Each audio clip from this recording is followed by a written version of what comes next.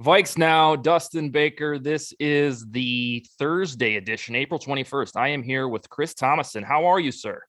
Hey, doing well. Thanks for having me, Dustin. Really appreciate it. Absolutely. It's an honor. All right. So I want to get into about 6, 7 Vikings questions. You've covered the team for how long? Since 2013, took over when they were 1-4 that year, and unfortunately watched the Leslie Frazier death march when then he got fired. Okay. All right. So, all right. We got about 9 years under your belt. My first question that I'm begging to know the answer is when they terminated Rick Spielman and Mike Zimmer, they brought in two new youthful dudes who preach collaboration under a new storefront. The Vikings had every leverage point to rebuild the roster. Were you surprised that they chose not to? Actually, I wasn't. I mean, Mark Wilf pretty much said from the get-go after the firings of Spielman and Zimmer that they weren't going to rebuild, and they've stayed with that mantra. I mean, they feel that Kirk Cousins is the best quarterback that they can get. I mean, if they didn't have their quarterback situation, in which they felt pretty good about, yeah, I could see they could rebuild. But I mean, there was speculation about moving Cousins, but really, where were they going to go? I mean, where were they going to get a quarterback? And I mean, Vikings lost a lot of close games in recent years. Was that coaching? Well, we'll find out. But they had a lot of injuries, especially on defense, and they're confident that those people are going to come back healthy. And then, of course, they did add Zadarius Smith, so they did have at least one big signee. But no, I wasn't that surprised. Okay. Yeah, I've been telling the viewers here for a few weeks now that the Vikings are really operating under the pretense that Zimmer was the sole problem for the last year or two, because otherwise, I mean, it was just a flashing billboard that said, you could trade Cousins. He didn't have a no trade clause then.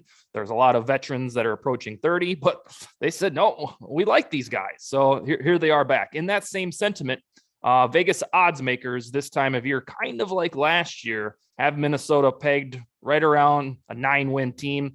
Usually those odds are conservative, at least for, putting the over or the under. So I want to know, is 9 wins, is that too high, too low for the Vikings, or just about right per your estimation?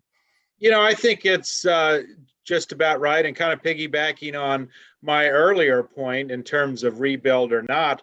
I mean, this is a team that they feel should have at least been in the playoffs the last couple of years. I mean, 2 years ago, Chicago makes it, and I think the Vikings were a better team. Last year, Philadelphia makes it, and I think the Vikings were a better team. And a lot of the talent, as you well know, has gone from the NFC over to the AFC. Yeah, I mean, it's saying a lot that the Vikings are going to beat out Green Bay for the NFC North. I don't think that'll happen, but I think a wild card spot, especially now the third year of 7 teams in the playoffs, is very much within their reach. And 9-8 is about what can get you in the playoffs in the NFC. So, yeah, I think it's decent. I think there's a chance they can go a little bit over that because the schedule's easier this year. I mean, consider last year they played the AFC North and the NFC West. Arguably the top 2 divisions in football. 2 of the top divisions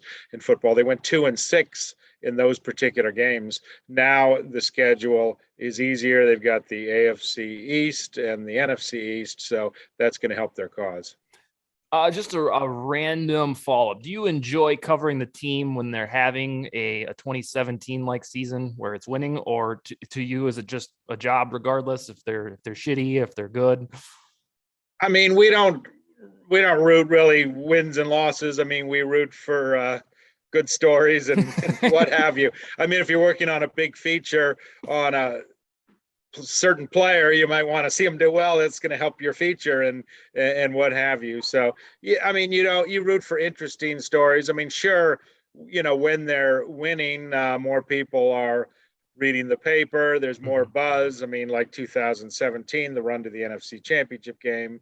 I mean, that goes with the territory, but we're not sitting up there in the press box waving pom-poms. Yeah, leave that to guys like me, these idiots. All right, so the NFL draft is 1 week from today. A huge lead up. The draft hype machine has been in full force. I've asked this of our first 5 guests. So what is your official prediction for a Vikings? You can give me a player or a position, or what do you got? Well, I guess Vikings.com interviewed about 6 media members a couple days ago, and I'm on camera saying Trent McDuffie. So All if right, I got say it. somebody else, what is that? That CNN file thing where they go back into the archives. They'll uncover that video. So that was my guy a couple days ago. So I'm not going to immediately switch. I mean, I think they would rather, of course, have Sauce Gardner. He's going to be long gone, and I think they would rather have Derek Stingley Jr. as a cornerback. But I think he's going to be gone. Might be tough for him to get past Seattle or so. But he's the next best cornerback. I mean, trading down could be a possibility. Some are saying, well, is Trent McDuffie of Washington, is he a number 12 guy? Certainly they could possibly trade down, but we're going to have to see how this new regime operates. I mean, there's some intrigue there because Rick Spielman was starting to get a little predictable. I mean, you kind of always knew he was going to accumulate draft picks. You always knew he was going to trade down, and you kind of had a general idea, who he was going to target in the draft in recent years. And to his great credit, they traded down 9 slots and still got Christian Darrisaw, a guy that a lot of people, including me, thought they were going to take at number 14. So that was a credit to him. But it adds intrigue to the draft because we don't know Kwesi Adofo-Mensah's tendencies, and we'll learn some of them, obviously, in this coming draft. Okay, on the McDuffie selection, so you don't get the fact checkers or Snopes coming after you or something. Do you think that McDuffie is there organically at 12, or do you think that they trade back and still get him? I mean, they're going to survey the landscape. They're going to see how the picks fall, and they're going to listen to the offers. If they're sitting there at number 12 and they really like McDuffie, again, we don't know the tendencies of this front office as well. I've seen draft orders where some analysts have McDuffie ahead of Stingley. I mean, I've seen him ranked, Dane Brugler, highly respected NFL draft analyst. He has McDuffie. He has as the number 2 rated cornerback. He has Gardner 1 and Stingley 3. I mean, Stingley, there's a little bit of a risk because of the injuries he's had in recent years, and his best tape is from 2019. He wasn't good the last couple of years, while the other guys have been kind of, ascending, as most college players do. I mean, McDuffie, obviously, there's some questions about his size, his length, and that sort of thing. So a lot of it depends. Okay, if they're sitting there at 12 and he's the guy they want, I mean, they're going to see what the offers are. They're going to see who's picking, but it's hard to say how much they might like him if they want to risk potentially losing him. I mean, obviously the Vikings last year traded down 9 spots for Darrisaw. I mean, that was a great move by Spielman, but to be 100% honest, if Spielman, that showed that maybe they had some reservations about Darrisaw. If they were absolutely in love with Darrisaw, they weren't going to risk sitting there with 8 picks and praying that nobody else took them. So, it's one of those things that'll develop during the draft. But if they can trade down, get some additional draft capital, and still get McDuffie, I think it'd be a great move. Yeah, that's kind of what I think the working theory is with McDuffie, that they could probably swap with the Chargers, who are at 17, and then maybe still get them. But yeah, we shall see. It all depends. Things get wonky early on, and then they're off to the races. So at some point during the Zimmer tenure, I don't know when it was, it seemed like he chose personally to take his frustration out on you at times during press conferences. I don't know how that started, but from the reporter standpoint, is it nice from your perspective to start over with Kevin O'Connell, or did that just roll off your shoulders with the Zimmer stuff?